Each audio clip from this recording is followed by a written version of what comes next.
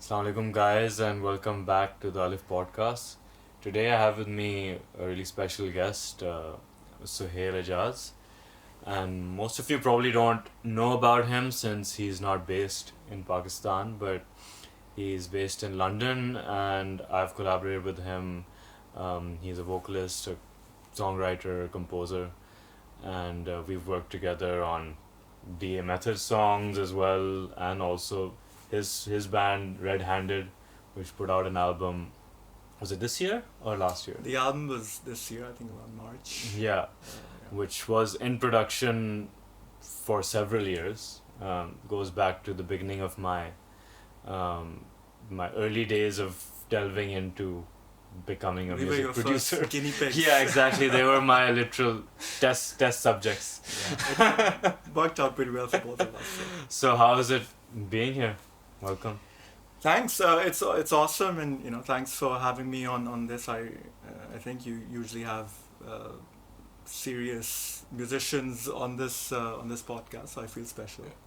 Well, I mean, I think part of the whole ideology of Aleph is, there's someone creative and there's a creative side within everyone, and it's not about pros versus amateurs or stuff like that. It's more about trying to inspire, the audience and people to pursue the creativity within them. So, I think we're all on the same footing in that sense, that we all have ideas. Yeah, and exactly. some of us end up pursuing them and some of us don't, Yeah, I mean, people are at different stages of Yeah. their journeys, and I've met a lot of musicians who are not well known, but Mhm. you jam them for a little bit, and you can see that they're very talented people. So Yeah.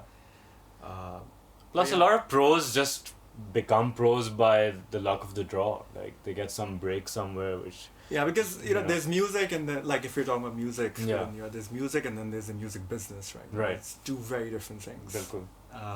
And entertainment is a big part of Yeah. the business. Yeah. Marketing is a big part of the business. Yeah. And people fall in In all ends of the spectrum. exactly. Yeah. Some are more towards pushing the art, Yeah. not making any sacrifices, and some will want to be Yeah. entertainers. They want to break into the business, and fair enough. Right. Right. But obviously you'll find musicians, artists who are not trying to do that, Yeah. and nobody's going to really know what they're doing. So Right. a platform like this is actually quite interesting because it shines a light on people who may not have that kind of reach, Mm. but Yeah. their art speaks for itself if you invest the time in it, right? Exactly. So that's my point as well. Like, I personally I value the artistry within any artist more than anything they may have done to get amount of followers or the reach or Yeah. the marketing know-how. And purely as an artist, I feel you're as much of an artist as anyone else, because you're I'll put, take out, that. put out an album, you're working on a solo record with a very, very one of my favorite producers, I guess. Yes, yeah. So, that's as good as it gets as far as being an artist, It's gonna be an accolade for myself as well, to be honest. Like, Yeah. we'll get into We'll that. get I into guess, who later that is. on, but Yeah, you have to um, keep watching. But no, tell me a bit about how, your journey has been. Like, what do you remember as your earliest hmm. memories of wanting to get into singing or writing your own music? Singing it like way back. I was probably in primary school, Mm-hmm. and I used to get selected to sing in the choir. Yeah, same. That kind of thing. Right? And I reckon when I talk about my journey, it's going to be pretty similar to your journey or Yeah. some of our common friends, because we grew up around the same time, probably like Yeah, went to the 5 mile same radius school. of each other. Yeah, exactly. Yeah. So I think that's where it sort of started, but then you get a little older, you start sort of getting into rock and music, and what was out there back then? Guns N' Roses, Exactly. Metallica, Yeah. Bon Jovi and all this Yeah, stuff. yeah. MTV, right? MTV Bryan was Adams. huge. Yeah, exactly. Nirvana. And I wasn't picky at the time. You know, I just Yeah. used to listen to everything. I mean, you know, the Pakistani music scene was quite was exciting bustling. at It the was time. bustling. Yeah, I mean, you had bands like, you know, Vital Signs, and then Junoon. When Junoon came out, it was like, you know. And I think it's something people that I speak to, like, we don't talk about it as much because, like, when I meet musicians from Pakistan, I haven't really heard them say, oh, you know, like Junoon was an inspiration, or Ali Azmat was an inspiration, or...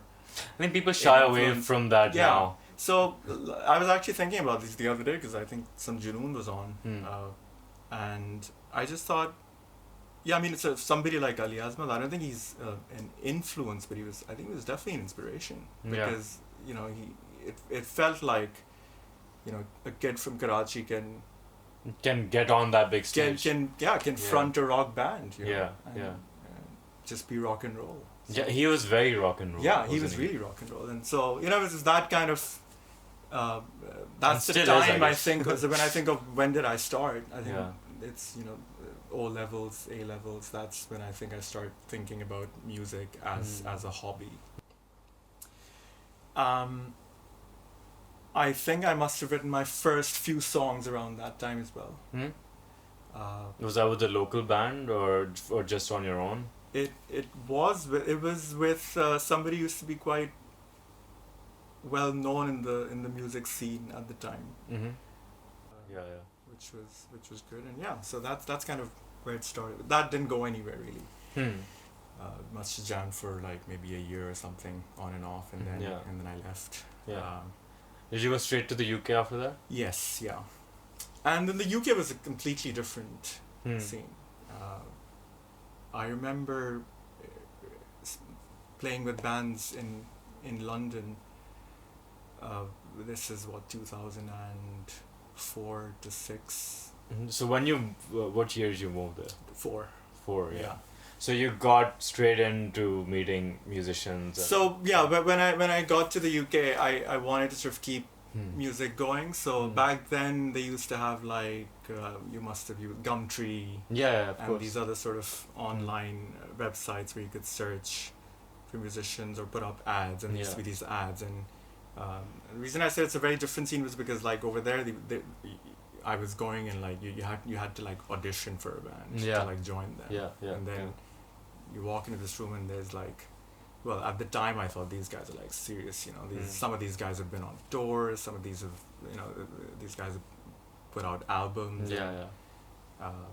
You know, some of those auditions went well, some not so well. And it's very different coming from a place like Karachi, because I had the same experience. I moved there in 2003, to a place where there actually is a music industry, a scene, regular gigs in hundreds of different places every night. You know, it's a completely different world, right? So yeah, how was the auditioning process? Because I never actually did that. And I think a lot of people, because you know, you usually end up playing with friends, and then that becomes something, and then you just take it from there. Even a lot of musicians I know in the UK, they haven't necessarily gone through that process. So yeah, it was it could be daunting at times. Sometimes it was quite encouraging, because you know, if you had a good jam, somebody would tell you, you know, that was really good. Let's do this again, and you know, that gives you a confidence boost. So, you know, you mentioned you had some early experiences writing songs in Pakistan before you left for the UK. So, but in earnest, your musical journey really began when you moved to the UK. And would that be, you know? Accurate. Very much so. Like when I got to the UK, I knew that I still wanted to stay involved in music, and it was a very different setup in the UK. Back then, I remember there was like websites like Gumtree, which I'm sure you're familiar with, and these other sort of platforms where people would put up adverts, you know, looking for a singer, looking for a band, and then you'd sort of line up an audition and go to whatever studio they were rehearsing, and some of those jams would go well, some of those like kind of like bombed. So it was a lot of trial and error. Yeah. Finding the right fit of musicians. But I think that's where you really, well, at least I really found my musical identity, because I'd never... Your voice, so to speak. Exactly, it wasn't always even, actually it was rarely ever playing covers. Like you walk into a room and, there's a bunch of like, at the time I thought fairly serious musicians. Some of these guys have been on tour, some of these guys have put out records. Yeah. On a small scale, but yeah, fair. Still it's experience, right? Yeah. That's behind them. And okay, so they might have like 5 to 10 songs written, and you have to fit in. Exactly. So they'll be like, we're gonna just play this track. Here's the lyric sheet. You can just kind of like jump in whenever you want, or you can just listen through and then we'll play it again, and you can join in. So it's a very different way of. It's like almost like in at the deep end situation.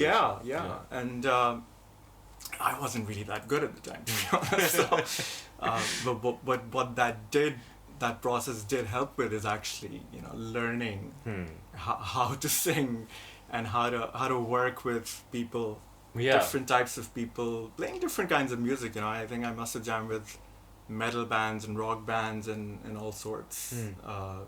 Well, I guess within the rock and metal kind of spectrum. So yeah, that was and how it all began. How, obviously when I went to England, for me the first thing that hit me was just the opportunity to see some of my favorite bands, right? And then I'd just always be on the lookout in the magazines and on the internet, like who's coming on tour this month or next month, and get my tickets beforehand.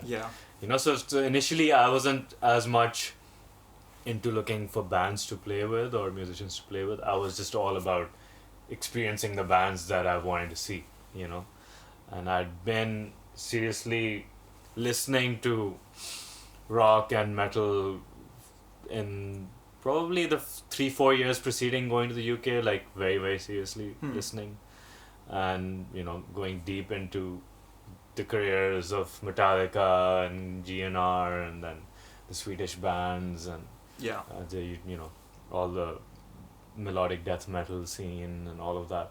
And I was like, oh my god, like now I can see all these bands. So and I remember when I heard some of your older stuff from the death I was shocked. I was like, what, you were playing this kind of stuff back then? Because as a 16-year-old, I was quite playing deep into stuff which I probably can't play now. Like fast. Like all down-picked stuff. It was intense. But going to gigs, it adds a whole new dimension. Absolutely. I think, because you just experience sound in a way that you quite frankly haven't if you've just been living in garage. And I mean, for me it was very inspiring, although at the time I had no idea that it won't be till much later where I actually made the decision to pursue music in a professional or semi-professional capacity. But looking back on it, it was the fodder for what I think I absorbed and then was able to kind of bring back to Pakistan. In terms of like most of the musicians in this scene have not seen their favorite bands live. But me having had that experience, I know what a professional production is supposed to be like, right? And so setting up a studio for production, and what the studio looks like is a very much a product of having been to the Enterprise, the Premises Studios and the I think, like all you the said, studios we've been to. You just get so much exposure that you can really sort of start paying attention to whatever interests you. Right. I mean, you can be jamming in London for a decade and not really get anywhere, get involved with anything specific. Or you can if you're paying attention, Yeah. you'll start to see, okay, how do you set up sound? How does mic Exactly. what's the mixing desk? Yeah. It requires a mindset. It does, and I think so. That's one thing that I had the benefit of, because I got a chance to work with some bands that had their own studios. They weren't quite this, but it was something. Yeah. And I remember there's one band I used to jam with every Saturday, pretty much from 9 a.m., 10 a.m. to like 3 or 4 p.m. We'd just chill, hang out, and we'd basically just bash the set list 2 or 3 times and record everything there. Everything we played was, because there was an electronic drum kit, everything was hooked up. Nice. And that, again, that was like, for me, it was like, wow, okay, you can actually have this kind of setup. Yeah. And I actually tried to replicate that on a small level at home. So I remember at the time I went back and I installed Fruity Loops, and I got this little interface. It was actually 8 track recorder. Exactly, like one of those Boss. Oh yeah, that's DR600, I think. That's what I started on. Yeah, and like the grey one. Yes, yeah. That's the same one that Great minds. And it was back then when I got my first few recordings in there. Yeah. I was like, wow. Yeah, the when you realize that you have the ability to create something from nothing. Yeah. It's like really empowering and it's exciting. Exactly. Exactly. And I guess, jumping ahead, I was with a few bands that didn't really go anywhere. There's a lot of stuff that I've written with random bands that nobody's ever going to hear. Yeah. And then I made a band with actually a Pakistani musician who's also now based in the UK. You know him, Iraj, yeah. And we made this band called Kangaroo.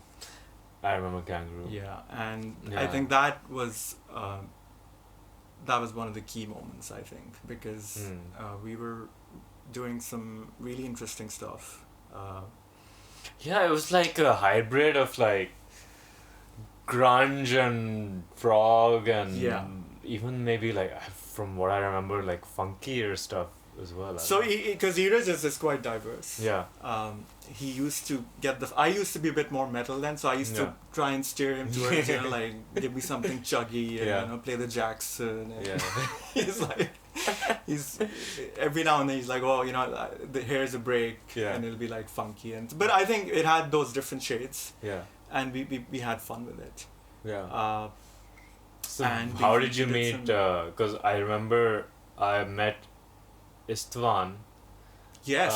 Who became the drummer for DA Method at a jam that Kangaroo was having, right? Yes. I used to be in a band with a bunch of there was 2 Polish guys. Yeah. And we used to have an Italian drummer.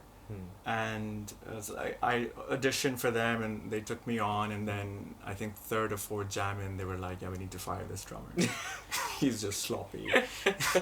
And I was like, okay, all right. And then I remember we auditioned a new drummer, which was Istvan. And I really liked Istvan at the jam. I think we just got along, and he was a good drummer. Yeah, and great energy. Great energy. Yeah. And then he was part of the band, and then I got fired. And I think Istvan probably was, at the time, he was like, yeah, like I'll just leave as well. Yeah. And then we started playing with Iraj. And I'm a bit sort of hazy on the details. Like had I already been playing with Iraj, or like it started then? I think it must have started then, because. But did you know Iraj from Karachi? I did. He was in my brother's grade. Okay. So I'd known him since then. But then when he moved to the UK, there was a period when we hung out quite a lot. Nice. Because of the music connection as well. Yeah. So then we had Kangaroo for a little bit, and that didn't really end up going as far as I would have hoped. So that ended, And at that point, I think I was just frustrated, and I was like, screw it. I don't need a band. I'll just do it myself. And I started writing and putting together some arrangements and bits of music that are now sort of coming into my solo project, which we were talking about. But that's been a long time in the making. Even after Kangaroo, then there was obviously Redhanded, which I guess that started in front of me. Yeah. So with Redhanded, again, bunch of Karachi school friends came together, started it. You were based in the UK at the time. Yeah. And you were starting your own thing with DA. The DA method, yeah. And I think that was also very interesting, at least personally for me. It was quite an interesting time because it just felt like there was an sort of an energy there was that we could bounce off of. Yeah, there was an excitement. Yeah, like it was like a big group of people between the two bands. DA and then Esteban was obviously with DA, Yeah. between Redhanded and DA, and then you obviously helped us record our first few demos. So that was basically me setting up. That was a time when I had moved back to Karachi, but then wasn't settling in Karachi, so I would keep going back to the UK for several months at a time. And whenever I'd go to the UK, I'd just hang out with you guys, because that's the zone I was in of playing music, and I wanted musicians around me. Yeah, I think it'd be good to hear from you sort of your timeline of what you were getting up to back when this was happening. So basically, I was in the mindset of, I'd quit the banking industry. You guys were still doing your jobs, but making time for music. Some of us still are. Yeah, exactly. And that's a whole. But I had made up my mind that that's something I don't want to go back to. I need to figure out how to make music a full-time career. And part of that was, obviously I knew that just playing in a band is not going to cut it. It's not like we're going to land some major record deal or have a lot of money or anything like that. So I was realistic about it. I knew that I had to do something other than just be in a band. So I enjoyed the process of recording our first few songs at studios in, the US and the UK.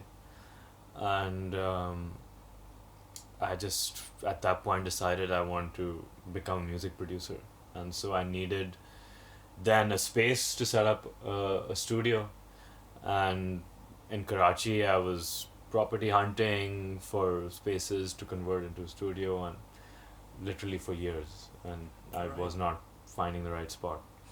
So in that time I thought, okay, I have a place in London which has a couple of good sized rooms which can be made into a recording room and a control room situation.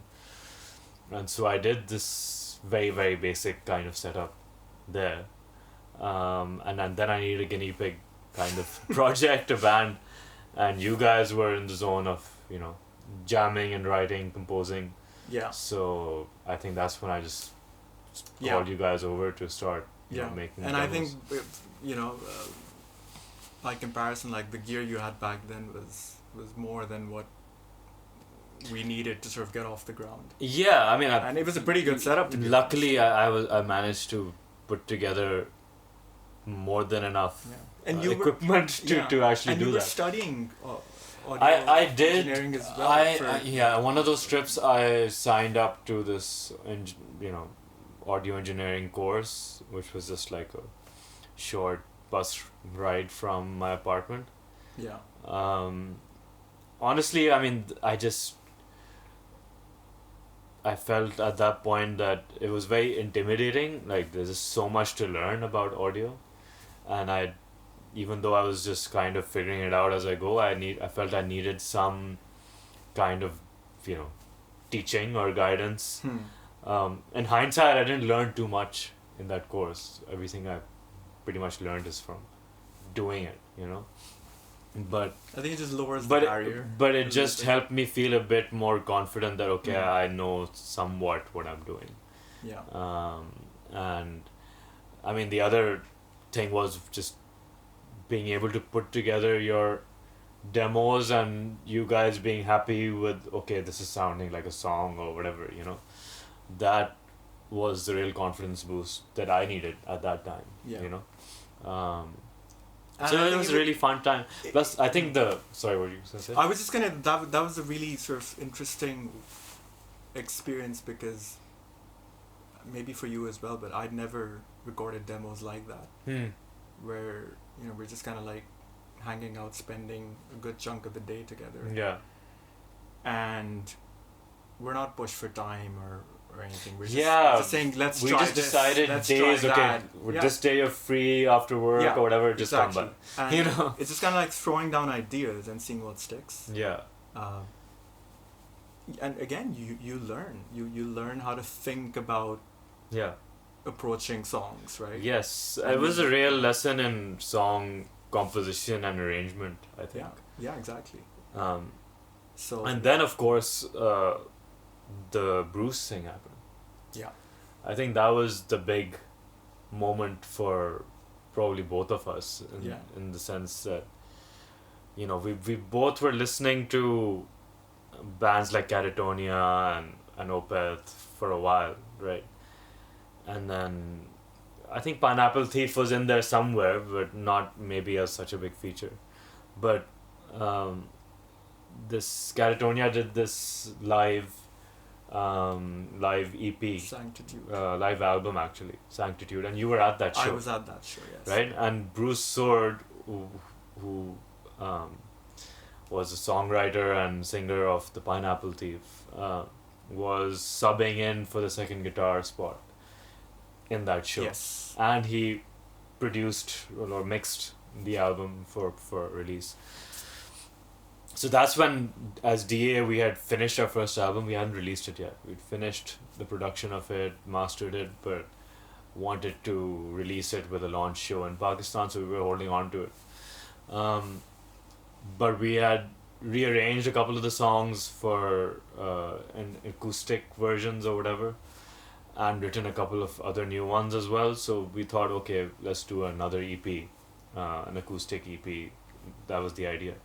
And we had just heard this live Catatonia production. It just came out and it sounded amazing. It did, yeah. And it was really cool version of those songs. And we noticed, that this guy Bruce was playing on it. And he had just done a solo record with Jonas from Catatonia. Wisdom of Crowds. So, which was also a really cool album. Yeah, and I actually watched them live as well. Oh, wow. Yeah. That's cool. Edith and I went and watched that when they were touring. Nice. And I actually met Steven Wilson that night.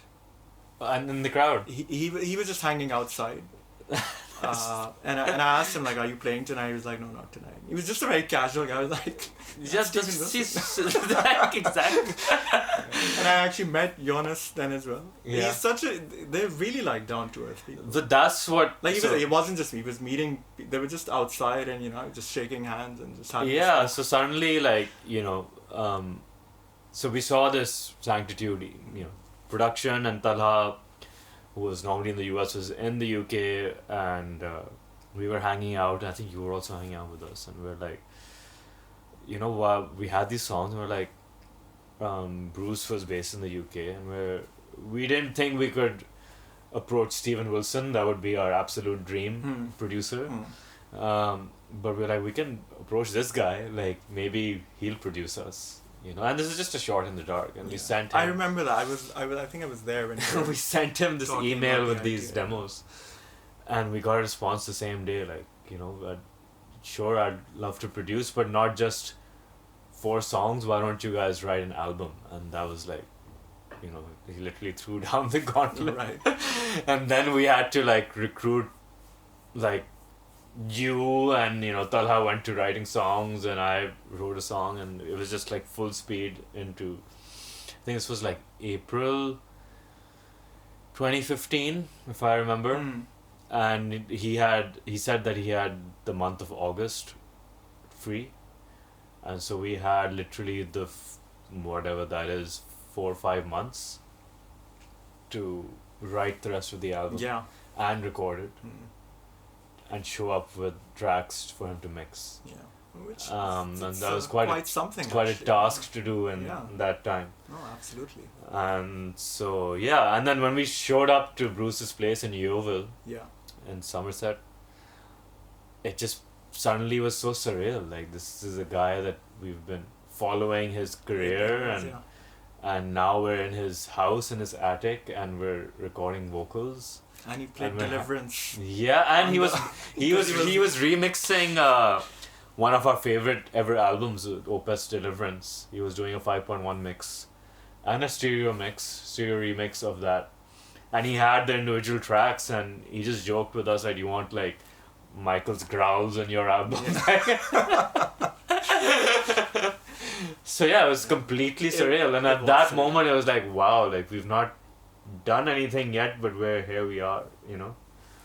Yeah, and you know, like just watching you guys through, and because I guess featured on some of those, which is why I was we featured on 3 songs on our second album, and you know, just recording in that studio. And I remember him and just seeing how limited that studio was. It was, right. I mean, like, I had more of a setup in my apartment. So he's actually, Bruce is a good example of somebody who, you know, not everybody, at least back then, not everybody may have known exactly who he is. Yeah, I mean, his profile has just gone up and up over the years. But I think it might have been more niche back then. Right? And because he was more of an artist than an entertainer, I guess. Absolutely. And that's what, you know, I think he got about us as well. We weren't in it to become popular. You know, we were trying to do an interesting progressive rock album.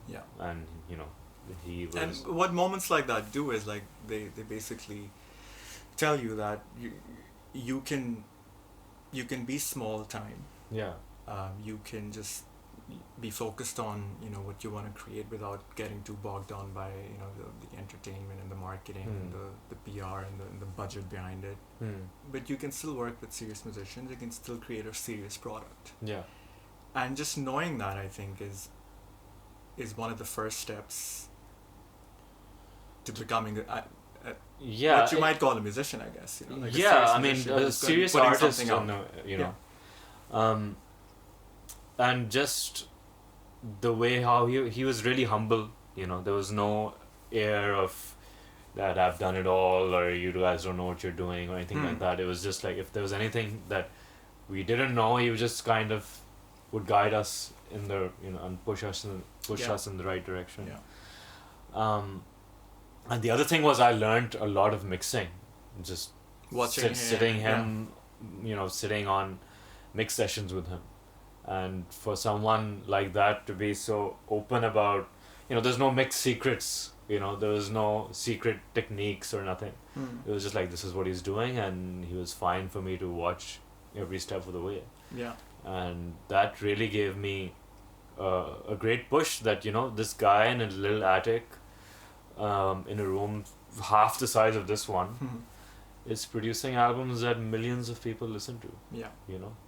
And a few months later, after we finished working with him, Gavin Harrison joined his band. And like, it was one of my favorite ever drummers joined Bruce's band. And I was like, okay, so this is just like as legit as it gets. Yes.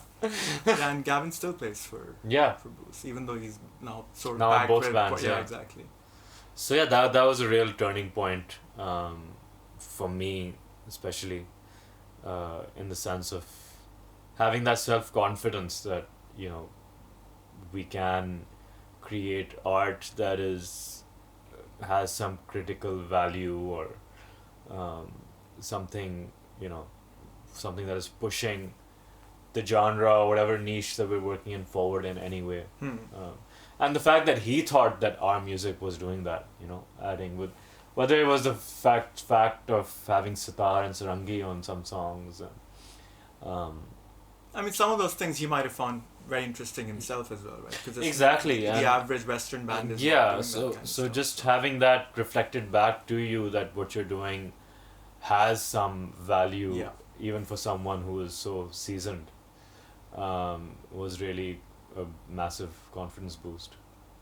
And I think everybody who gets to that point of putting music out there has had that moment when they've had some kind of validation from somebody Yeah. that they, whose opinion they would Yeah. value, and be like, okay, if this person thinks Hmm. this is something they're willing to work on, then that Yeah, I mean, means I'm on to something. I mean, you could argue, of course, now that I'm in the industry, I also know that at the end of the day, it's just a job and we need to pay the bills, and, you're not necessarily going to turn down a mixed project where someone's willing to pay your rate, But I think it was a bit more than that, like, I think in the sense of how involved he got at with some it. point you make that decision. Can I add something to this music? Yeah. Right? Can I service this project in the way that I'm being asked? And I think you have to, on some level, Yeah. find value in that Exactly, project exactly. to put yourself behind it. So jumping into another similar, I guess, experience for you that's now ongoing is, tell us about how did you get connected with Mr. Savell.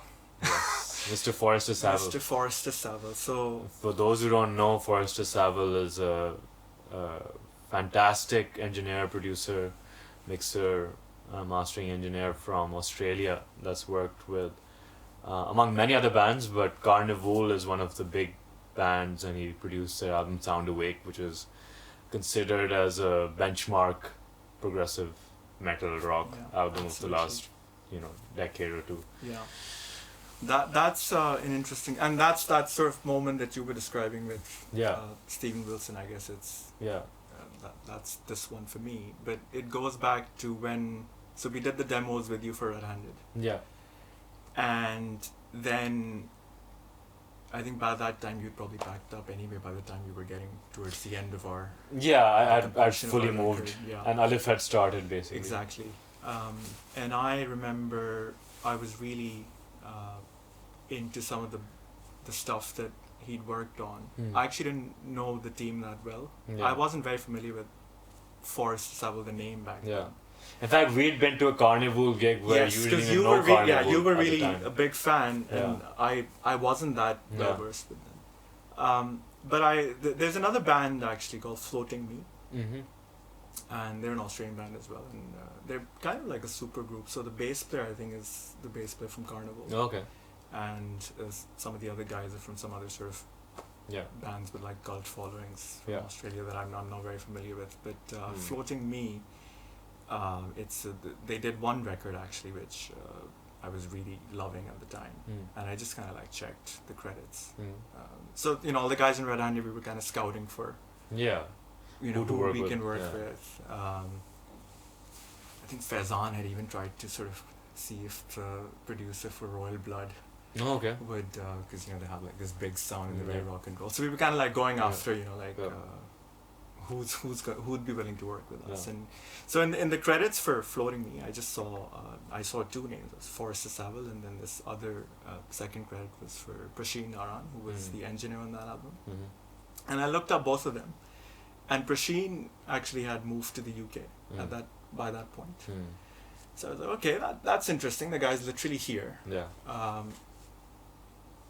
Let's just get in touch with him and see where it goes. And also, he's not like like where Forrester Savell is, because I know that Sound Awake was a huge album that really put him on the map. And we're just starting out, so I just thought. So Prasheen is actually starting out here himself, because he'd moved and he was just freelancing around setting UK, himself basically. up from scratch. And so I got in touch with him, and I think he heard some of those demos, and he was like, this sounds interesting, let's meet up. So the band, we met up with him, had an initial conversation, and we felt like we could work together. That's how we started working. And Prasheen then went on to record us, mix, and then we ended up getting Forrester Savell to master the Redhanded record. And all of this was really cool experience, right from the demos to the final masters, because like we're doing this stuff for the first time. Yeah, and doing it in between complete commitments at work. Yeah, exactly, right? We're not full-time musicians at any stage of, we're still not. Yeah. And this is all just completely brand new, and I remember, like, we don't know the first thing about anything. So actually Prasheen was really helpful, because he told us a lot about how this goes, like to the extent that he knew. Yeah. And he put us in touch with some people to like look at other aspects like promotion and marketing and all that stuff. But anyway, jumping to, I remember we went out to a few guys. I think forgetting his name, but the guy who mastered Great Goal Distance by Catatonia. Oh, Jens Bogren. He mixed it. Yeah. I don't know who mastered it. It's just I'm just forgetting. Was the guy based in the UK? No, he's based in. So he did a test master for us. Okay. And Forrester as well, and we were quite split. We ended up going with Forrester because we liked the sort of overall balance of things. And that was that, right? And fast forward, during all this time I've been sort of kind of chipping away at my solo stuff. And I think it's primarily because the stuff that, once it's out, hopefully people will hear and you'll hear it. The stuff that's on there, it doesn't really belong in the other projects that I've been on. Well, actually, let's jump into a little bit of your solo project, because I find that really fascinating. You said at one point you decided you don't need anyone else and you can do your own music yourself. Redhanded happened and that record came out, but this project, so you've hired people through the internet. Yes. Professionals through the internet to play drums, guitar, bass. Yeah. And basically, instrumentally, the whole album is just freelancers on the internet. It's basically a bunch of session players. Yeah. And I did initially find people outside of the internet, like before, Sound Better, for example, was a thing. Yeah. But that never sort of really worked out, for whatever reason. And it's not that I thought I don't need anyone. It's just that I just thought that this might be the best way to go. I have to do this myself, because I've been trying with bands for the past sort of 8 to 10 years, and like, there's not a single song out there that I can. Actually, my first published stuff is probably the guest vocals I've done for DA. Yeah. And I really wanted to sort of, because like with music, there's a point when you just need to put it out there and just move on to the next thing. Because it takes so much of headspace and just... and it can get very depressing if you've just got an idea that's kicking around but can never get out. I mean, I have a love-hate relationship with my passion for music, because I've had my lowest moments because of my music, and I've had some of my highest moments because of it as well. Yeah. And so I basically write all the music myself. So tell us a little bit about that, because you're not per se a guitar player. I can find my way around a keyboard to just working with. I don't know what the chords are, but I know what notes I want to hear, and it's based on the sound. Exactly, it's very similar with the guitar. Like I know the basic chords and stuff, and I can strum around. But I'm increasingly, or I guess, less and less using that as a medium to write, because now you have so much at your fingertips on your laptop that if you've got an idea, it's actually much quicker to just put it down there. So that's how I basically get stuff in my head, and it's often passages of music before it's vocals, or even though I'm a singer. It's the way I think about music is actually more around the music. Actually, even when we write stuff for Redhanded, I always ask the guys to give me a piece of music that I can sing on. I need to like live with that music a little bit and sort of think about what I'm gonna do with it. So I guess the music always comes first, regardless of what project I'm working on. So it's the same with my solo project. I keep saying solo project because I'm still working out what I'm gonna call it. Yeah. But so yeah, I have some ideas, and I'm gonna either work it out on a guitar or on a keyboard to just get the basic chords and notes and structure down. I'm gonna build from there then.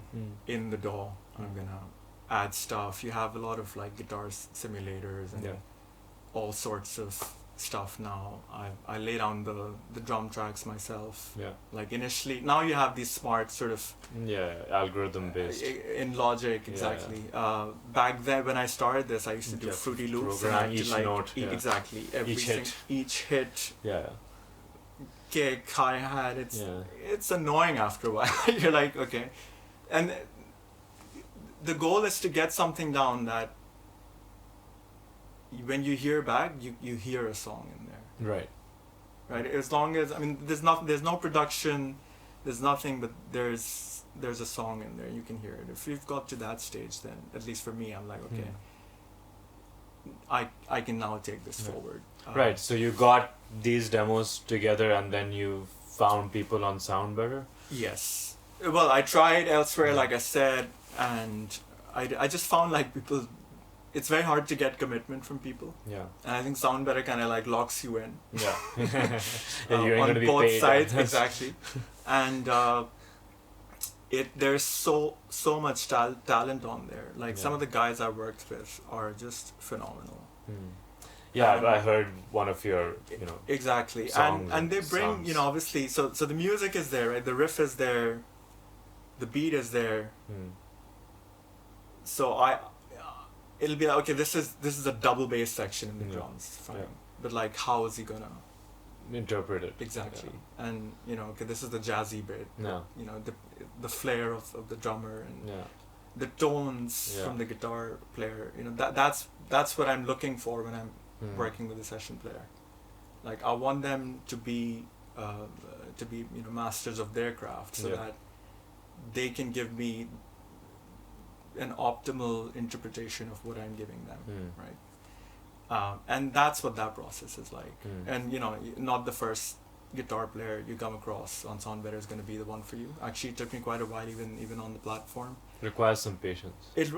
I'm talking years. Yeah. So for 4 or 5 years, those songs were dead because I just couldn't find the crew. And you can imagine I had multiple points when I was like, I should just give up. Yeah. This is not going to happen. Right? Yeah. Nobody can get what's in my head. Yeah. Till I met, and it just kind of happened around the same time when the guitar player and the drummer came together. Initially, for the first couple years, I just had those two instruments on. The other stuff I do myself, like keys and synths and pads and stuff, and there's a fair bit of that, even though it's in the back, very, very tucked away, because it's meant to be like a rock metal kind of sound, not very fruity, but there's always stuff in the back, which I think is very, again, very important. it's pretty much like the stuff that we've our common interest bands have a lot of that happening. Yeah, I mean, that's, I guess, the template that I've had for all those years. And then I just finally, I found the bass player as well. And so the drummer on the record is, I think you said I didn't know the band, but drummer from Moonspell. Yeah, Moonspell is one of those. Swedish? Are they Swedish? I don't, but they're a metal band. That's all I know, because I actually got to know them through this guy's profile. And then one of the guys who's played this one song which has piano on it. The guy's like toured with Billy Idol, and so there's a lot of talent out there, and they're very professional, and they give you what you're looking for if you can find that fit. So all of that's from what you told me, surprisingly affordable as well. So yeah, I mean, obviously there's you have to have an appetite to spend a certain amount of money, but you will. It's for what you're getting. It's actually very, very affordable. Yeah, I mean, this quality. You would be surprised how affordable. I mean, just because there's so much competition, right? Yeah, I mean, just because when you shared some numbers with me, I was like, the average session rate for, a drummer or a guitar player to do a song here in Karachi or in Pakistan, like as a studio owner, I often hire session players on on projects, and the amounts were fairly comparable, and given the massive experience some of these guys on Sound Better have over some of the local guys. I mean, I'm not saying they're bad or anything, but I'm just saying there's a massive differential in experience level, and I would have thought that equates to a higher fee as well, but apparently not. Yeah, and especially now with like with the competition out there, and where the economy is, people are willing to work. Yeah. And it's again, it's the kind of thing that helps somebody like like any musician who's in my situation. It's a really positive thing to have, because it means you can actually have so much more control over what you can do. Yeah. And for like I love writing my own stuff and having almost like complete control. Being Steven Wilson solo project vibes. Because even when this stuff was coming back to me from these guys, it was like I'm still quite there's something I'm looking for, and it's all about me being able to communicate what I want and getting that out of them. Yeah. So I don't micromanage, but like where you have to say quite something specific you do. Exactly about Right. what and when you have that quality of musicians and they're affordable, it's like a dream come true for like a solo That's artist. amazing. So Forrester is mixing this record. So I work with Prasheen quite closely on everything I've been doing since I've met him, really. So when I got to vocal tracking, I took Prasheen into the studio. Did you do it at a studio? Fish Factory in London, because they have an amazing mic collection. Nice. So we had one of those nice Neumann tube mics. Well, we did a whole shootout between different mics. Yeah. And you settled for exactly. And do you know which one it was? It's U87, 67, 47. I think it's the 47. It's the one that Frank Sinatra used to use. Oh, okay, wow. Nice. Which I don't know if it makes sense to be using that for a metal album, but it's a good just tool. sounded, It's a great tool. You know how like every mic has a different character, response to every different voice. Bilkul. So there's no sort of one great mic. It depends on your voice, right? And also depends on what the material is. Like, your voice. Yeah. With these songs may work really good with that mic, but on some other material it might not. Exactly. So that's why. So we did a shootout before Redhanded. I haven't like said, okay, this is the mic, I'm going to use it forever. Right. I always check your options. And even between different songs, we might go for a different mic or different setup. It's different so much fun. I think that's one of the most fun things about record making, especially when you have the choice available. It is, just shooting out for tones and sounds. And it's a lot of fun, but I think it'd be a nightmare if I didn't have, like, for example, if Prasheen wasn't there, I wouldn't know what I'm doing, and it'd just be a pain navigating through that. Yeah. So it's extremely helpful to have somebody, of course, who knows exactly what they're talking about. Yeah. And he'll just guide me through that entire process, which is why I love working with him. And when we did the tracking, and then he did the first few comps. Off that first track, then we started talking about, okay, what's the next stage, and then I just kind of like asked him, maybe we could work with Forrester. Yeah. And he was like, sure, get in touch with him. And told me a little bit about how he works. And so your communication with Forrester, has it been have you gotten on calls with him, or has it been email based? No, I just dropped him an email. He just came back. He said to me, I can see exactly where this needs to go. So, I'm happy to take it on. Which was music to my ears. I was like, okay, awesome. If you think you know exactly where this needs to go, then just have at it. Yeah. And he's actually quite, he sounds like quite a reserved person. He doesn't sound very sort of excitable or anything. Yeah, he's quite sort of professional. Yeah, very, very much so. And he's very precise and to the point, which I appreciate. I think I can be like that in certain respects. You can. So it's been good so far. Yeah. But the idea is that he's gonna work on this record. Obviously, we've just done the first track. Awesome. We're looking forward to stuff coming out. Yeah, I'm pretty pleased with how the first tracks came out, and there's still a lot of work to be done on the others. I have to still track. The tracking is not complete. I have to track a few more songs, and then I also we didn't do this so much with Redhanded, but like now after recording the final sort of vocal tracks, I like to just live with that music for a few months, because I still think of production elements and like, is something missing? Right. Well, with the luxury of your own project, with your no other bandmates. There's no other timelines, right? Exactly, yeah. So that's it'll be probably. It can be a double-edged sword, though. It can, and I was definitely set some deadlines for yourself. Yeah, it's probably going to be another year before anything really comes out, because obviously there's the whole sort of marketing and press and all that stuff. Yeah. That you have to do to get any listens at all these days. Yeah. It feels like I'm working with the right people. It's on the right track. It sounds awesome. Well, I think we've covered quite a bit of ground. It's been lovely having you here. Likewise. And hopefully we'll get to make some more music together as well. We always talk about this and it never happens, so absolutely looking forward to that. Well, you're here for a couple of weeks, so we might get to it. Yeah, by the end we might have an album. But thank you for whoever stuck around, till the end.